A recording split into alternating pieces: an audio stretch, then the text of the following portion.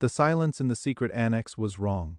For 25 months, these hidden rooms had pulsed with whispered conversations, muffled footsteps, and the careful sounds of 8 people trying to exist without being heard.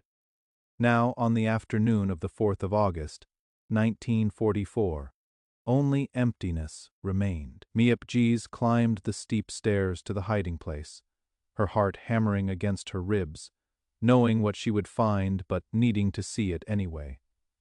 The Gestapo had left chaos in their wake. Drawers hung open, papers scattered across the floor, personal belongings trampled and discarded. Miep's eyes moved across the devastation until they stopped on scattered pages covered in a girl's handwriting, Anne's diary. The checkered book lay among the debris, pages torn loose and strewn about like fallen leaves. Miep bent down and began gathering the papers. She didn't read them. She simply collected every page, every scrap of Anne's words, and locked them away. In that moment, without knowing it, she saved a voice that would speak to the world. Hermann Santruschitz entered the world on the 15th of February, 1909, in Vienna, Austria, into a working-class family that struggled to keep food on the table. The girl everyone called Miep grew up in the shadow of World War I, where hunger was as familiar as the narrow streets of her neighborhood. Malnutrition left her weak and undersized, her small frame a testament to years of deprivation that marked an entire generation of European children. When Miep was 11 years old, a program designed to help undernourished Austrian children offered her an escape. A Dutch family in Leiden agreed to take her in, providing the food and care she desperately needed.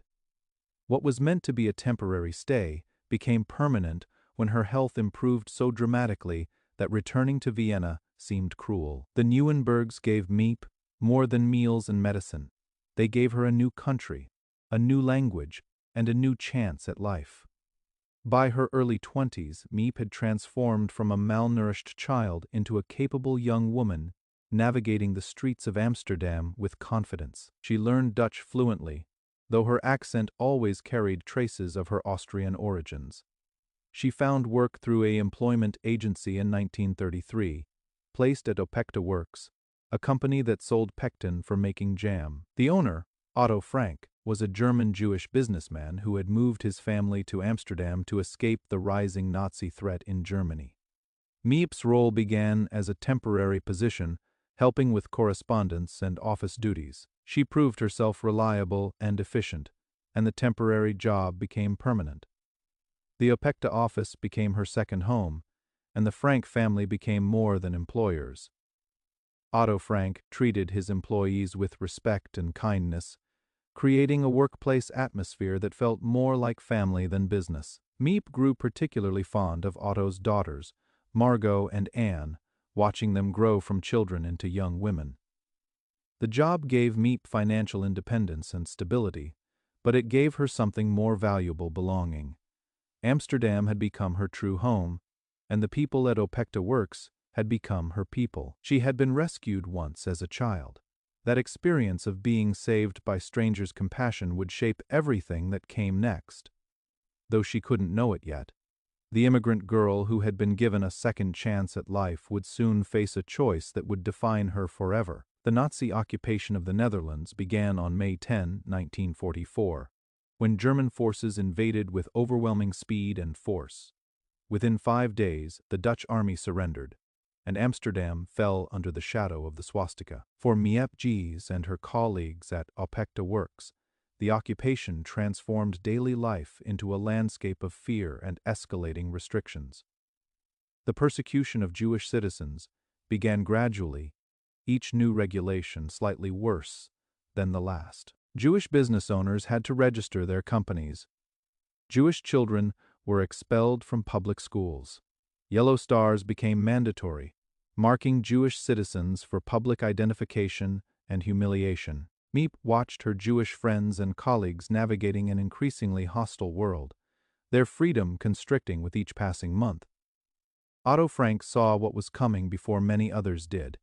He had fled Germany in 1933 for precisely this reason, recognizing the Nazi threat early. Now that threat had followed him to his adopted country, in the summer of 1942, when Margot Frank received a call-up notice for deportation to a work camp in Germany, Otto knew his family had run out of time. He had been secretly preparing a hiding place in the unused back rooms of the Opekta building on Prinsengracht 263, accessible through a bookcase that would conceal the entrance. Otto approached several of his most trusted employees with an impossible request. Would they be willing to risk their lives to help hide his family? Discovery meant imprisonment, deportation to concentration camps, or execution. Helping Jews was a crime punishable by death under Nazi occupation law. Every person, Otto asked, would be putting themselves and their families in mortal danger. When Otto asked Miep, her response was immediate and unequivocal: of course. She didn't ask how long. She didn't ask what it would require. She didn't calculate the risks or consider the consequences. The man who had given her a job and treated her with dignity was asking for help, and she would give it. Later, Miep would insist there was nothing heroic about her decision, that it was simply the right thing to do. But saying yes to Otto Frank meant saying yes to living every single day with the knowledge that one mistake, one moment of bad luck, could cost 8 lives and her own. The decision was made. The hiding would begin, and Miep Gies, the Austrian immigrant who had once been rescued by strangers, would spend the next 25 months trying to keep 8 people alive in the heart of occupied Amsterdam. The Secret Annex, as Anne Frank would call it in her diary, consisted of a few small rooms hidden behind a movable bookcase on the upper floors of the Opekta building. On the 6th of July, 1942, the Frank family disappeared from public view, supposedly fleeing to Switzerland. In reality, they climbed the stairs behind the bookcase and began a new existence as ghosts in their own city. They were soon joined by the Van Pels family and Fritz Pfeffer, bringing the total to 8 people living in cramped quarters designed for storage, not habitation. Miep Gies became the primary lifeline connecting these hidden souls to the outside world. Every morning she arrived at the office at Prinsengracht 263 and performed her regular duties, answering phones, managing correspondence, and maintaining the appearance of normal business operations. But her real work began when she could slip away from prying eyes and climb the stairs to the Secret Annex, bringing supplies, news, and hope. Food was the constant challenge.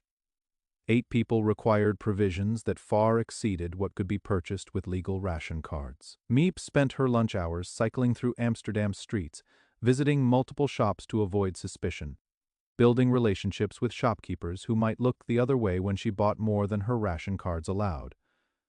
She haunted the black market, risking arrest to obtain vegetables, meat, and other necessities. Her shopping bag became a daily repository of contraband, each trip home a gamble that could end in interrogation. The network of helpers extended beyond Miep. Her husband Jan Gies assisted with procurement and helped maintain the building. Bep Voskuijl, another Opekta employee, brought supplies and companionship. Johannes Kleiman and Victor Kugler, who managed the business, ensured the building operations continued smoothly while protecting the secret upstairs. Each helper understood the stakes and chose courage over safety. Daily life in the annex required meticulous planning. During business hours, the residents had to remain absolutely silent. No running water, no flushing toilets, no footsteps that might be heard by workers in the warehouse below. They lived by a strict schedule, their entire existence compressed into the hours when the building was empty, and they could move freely, speak normally, and remember what it felt like to be human. Miep brought more than food.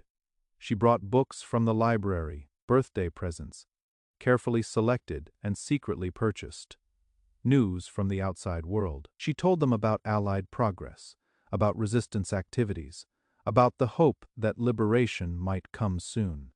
She never spoke of the deportations, the rumors of camps, the growing horror that was consuming Europe's Jewish population.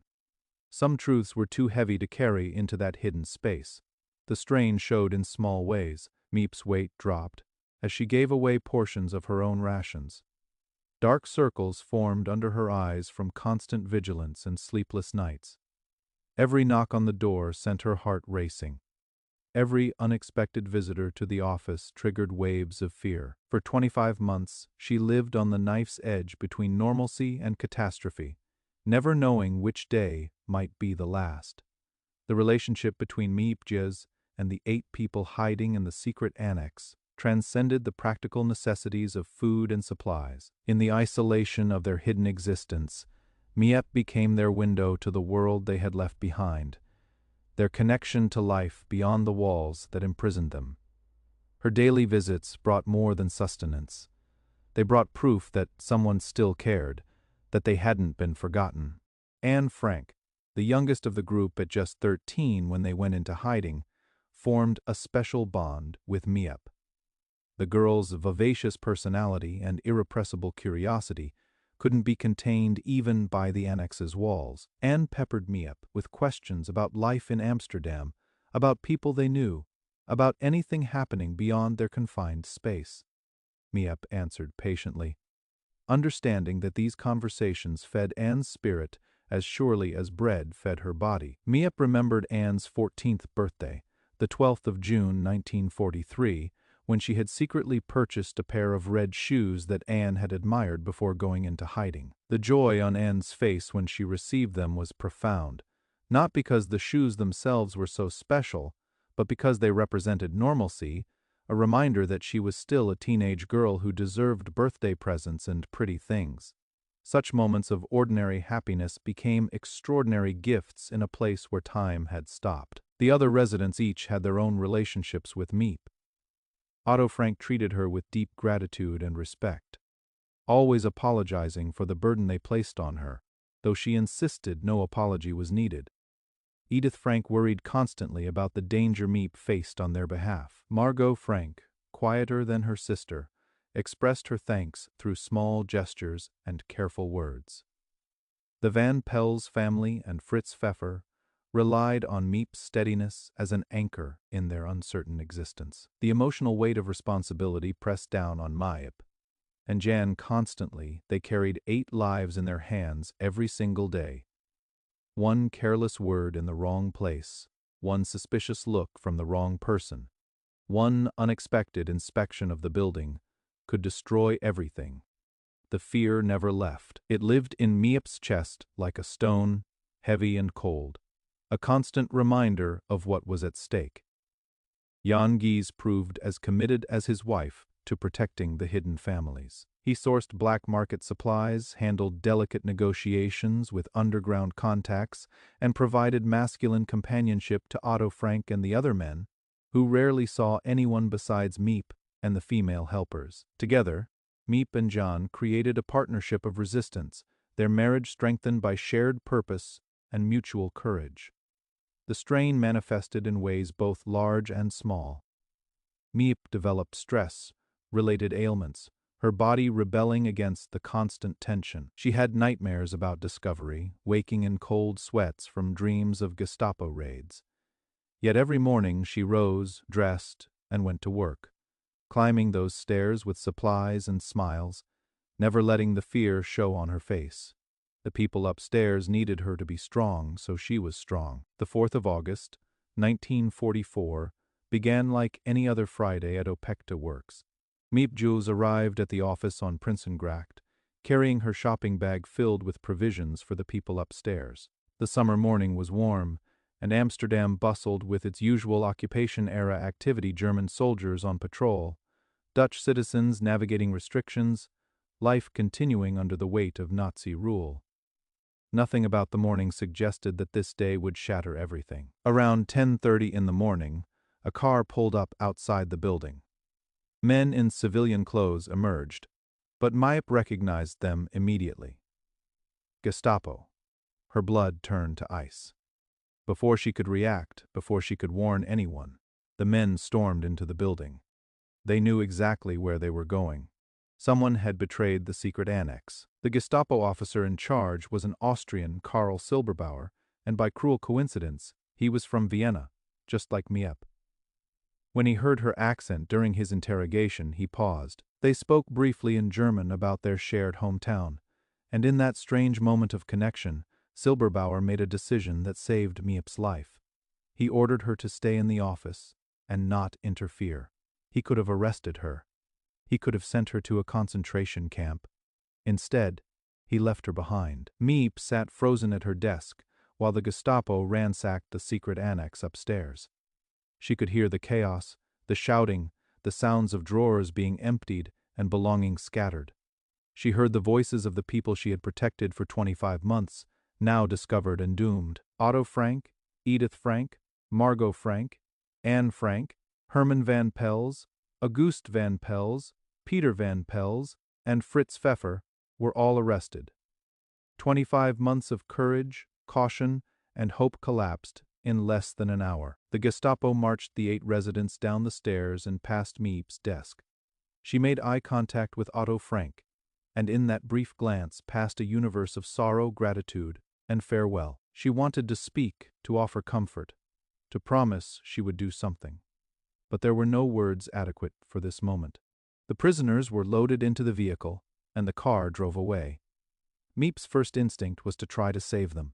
Driven by desperate hope, she went to Gestapo headquarters later that day, carrying money and valuables she hoped might work as bribes. She asked for the release of her friends, offering everything she had. The officers laughed at her. They refused the bribe, mocked her foolishness, and sent her away. There was nothing she could do. The 8 people she had kept alive for more than 2 years were now in the Nazi machinery of death, moving inexorably toward the camps. That afternoon, Miep and Bep Voskuijl climbed the stairs to the secret annex. The Gestapo had taken what they wanted and left the rest in ruins.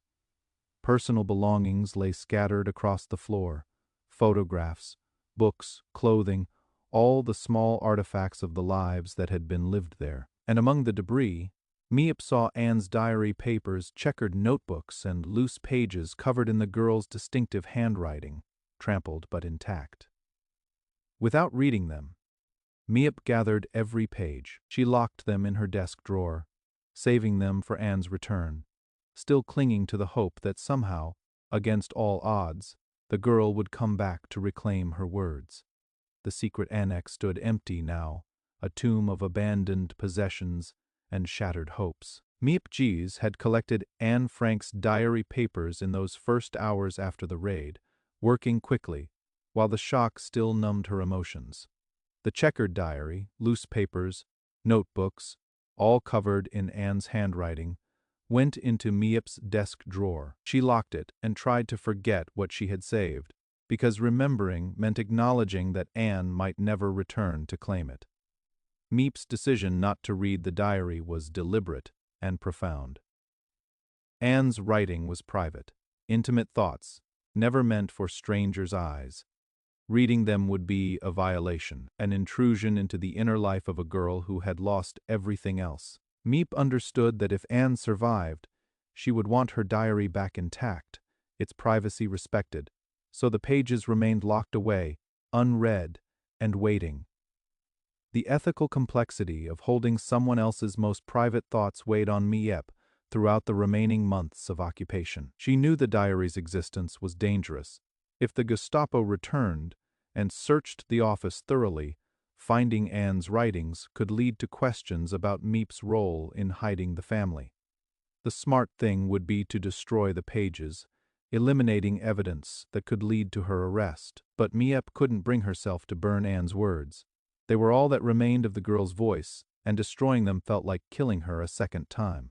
The autumn of 1944 brought Operation Market Garden, the failed Allied attempt to liberate the Netherlands. The hunger winter followed, a period of terrible famine when thousands of Dutch citizens starved, as the Nazis blocked food supplies in retaliation for resistance activities. Miep and Jan struggled to find food for themselves, their bodies weakening from malnutrition. Yet even in the depths of that brutal winter, Miep protected the diary pages in her desk, a promise kept to a girl who might be dead. News from the camps was scarce and terrifying. Rumors filtered back about mass deportations, gas chambers, systematic murder on an industrial scale. Miep tried not to imagine Otto Frank, gentle and kind. In such a place, She tried not to picture Anne, vibrant and curious, facing the horrors of Auschwitz or Bergen-Belsen.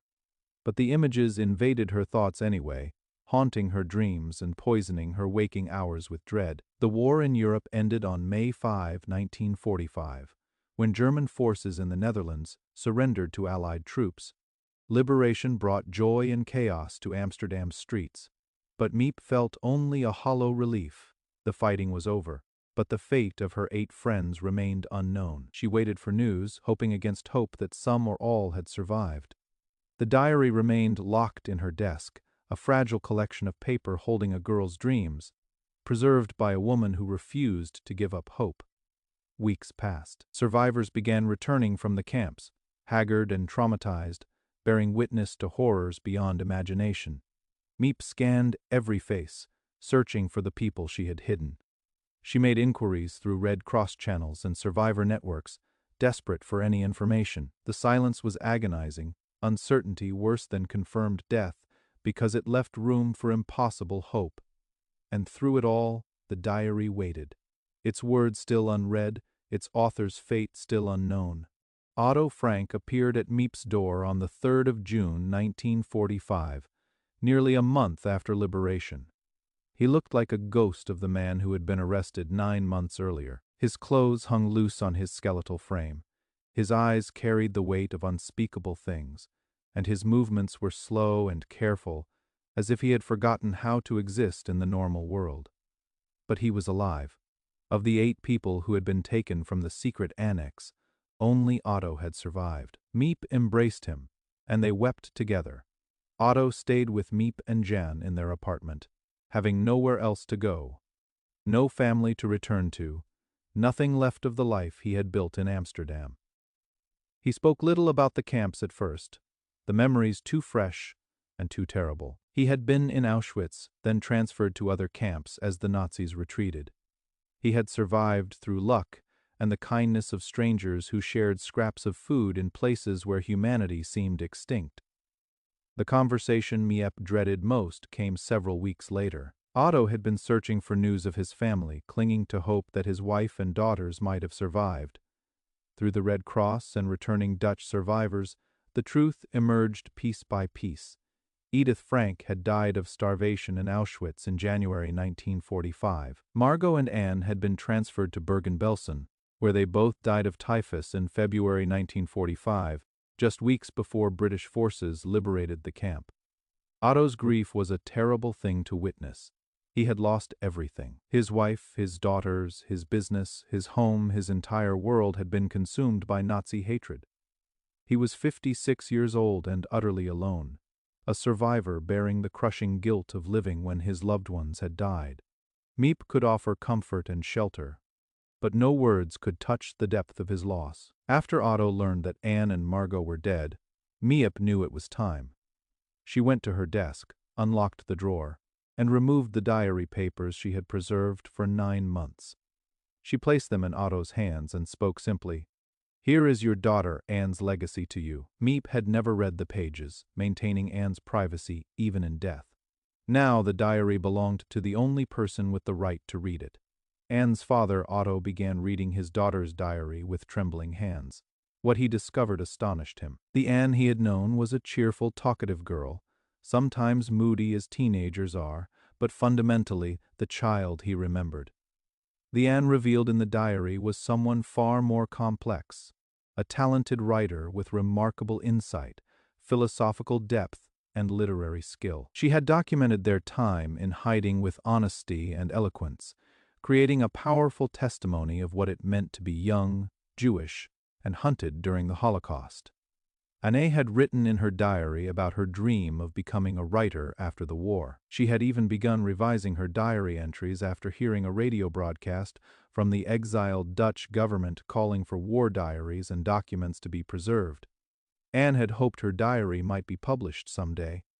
Otto realized that he could honor his daughter's dream by sharing her words with the world. The decision to publish was not simple. The diary contained private thoughts, teenage conflicts, Anne's criticisms of her mother, her emerging sexuality. But Otto believed the diary's historical and moral importance outweighed privacy concerns. He edited some passages to protect living people and removed sections he deemed too personal, then worked to find a publisher. In 1947, Het Achterhuis, The Secret Annex, was published in Dutch. The girl who had died anonymous in Bergen-Belsen would finally become the writer she had dreamed of being. As Anne Frank's diary spread from Dutch bookshelves to international bestseller lists, translated into dozens of languages and read by millions, Miep Gies found herself thrust into an unwelcome spotlight. People wanted to meet the woman who had hidden the Franks, who had saved the diary, who had been part of this now famous story. Miep's response was consistent and emphatic. She was not a hero. The word hero offended Miep deeply. To her mind, heroes were people who did extraordinary things requiring special courage or sacrifice. She had simply done what any decent person should do when faced with injustice. She had helped her friends because helping friends was basic human decency, not heroism. Calling her a hero implied that ordinary people couldn't be expected to resist evil, and Miep rejected that implication entirely. For decades, Miep deflected recognition and avoided public attention. She continued working, living quietly in Amsterdam with John, raising their son Paul, and trying to process the trauma of what she had witnessed. The war years had left deep scars. She had nightmares about the raid, replaying that August morning endlessly in her mind, wondering if there was something different she could have done. The survival guilt was profound. Why had she lived when Anne, Margot, and the others had died? Otto Frank remained a close friend until his death in 1980. He had remarried and moved to Switzerland, but he and Miep corresponded regularly. Otto dedicated his life to sharing Anne's message, using the diary as an educational tool to teach about the dangers of prejudice and hatred. Miep supported his mission, providing information to researchers and occasionally speaking about her experiences when Otto asked her to. After Otto's death, Miep gradually accepted a more public role as a witness to history. She realized that as the generation who had lived through the Holocaust aged and died, first-hand testimony became increasingly precious. Fewer and fewer people could speak from direct experience about what had happened, what choices people faced, and why resistance mattered. If her testimony could help prevent future atrocities, then perhaps speaking publicly was another form of service. In 1987, Miep co-wrote her memoir, Anne Frank Remembered, with Alicent Leslie Gold. The book provided detailed accounts of the years in hiding and Miep's perspective on events that had become globally famous. The memoir was adapted into a documentary film in 1995, which won an Academy Award. Miep participated reluctantly, still uncomfortable with attention, but recognizing the value of preservation. Miep began giving talks, particularly to young people, about her experiences. Her message was always the same. She had done nothing special. She emphasized that she was an ordinary person who made a choice when faced with evil. She insisted that everyone has the capacity to choose right over wrong, resistance over complicity. The real danger, she argued, was not that people lacked courage, but that they convinced themselves they were powerless to make a difference. When audiences called her heroic, Miep would shake her head and explain patiently that expecting heroes to save the world was dangerous thinking. It allowed ordinary people to absolve themselves of moral responsibility, waiting for someone braver or better to take action. Miep's core message was radical in its simplicity. Everyone must be a helper. There are no special heroes. There are only people who choose to act when action is needed.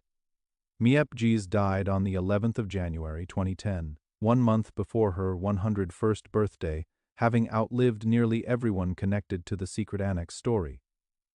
She spent her final years in a Dutch nursing home. Her mind still sharp, her message still clear. Ordinary people must resist injustice. The woman who insisted she was not a hero left behind a legacy that redefined heroism itself. Anne Frank's diary has sold more than 30 million copies worldwide, translated into 70 languages, read by generations of students grappling with humanity's capacity for both evil and courage. Every person who has read Anne's words owes a debt to Miep's split-second decision to gather those scattered pages from the annex floor. Without Miep, Anne's voice would have been silenced forever. Miep's life testified to the power of moral courage in the face of overwhelming evil. She demonstrated that heroism isn't about extraordinary people doing impossible things. It is about ordinary people choosing to do what is right when wrong is easier and safer. Her repeated insistence that she was not a hero contained a profound challenge. If she wasn't special, then everyone has the capacity she demonstrated. Miep Gies answered yes, when courage was needed. She challenges each of us to do the same, reminding us that history is made by ordinary people who choose, in the moment when it matters most, to act.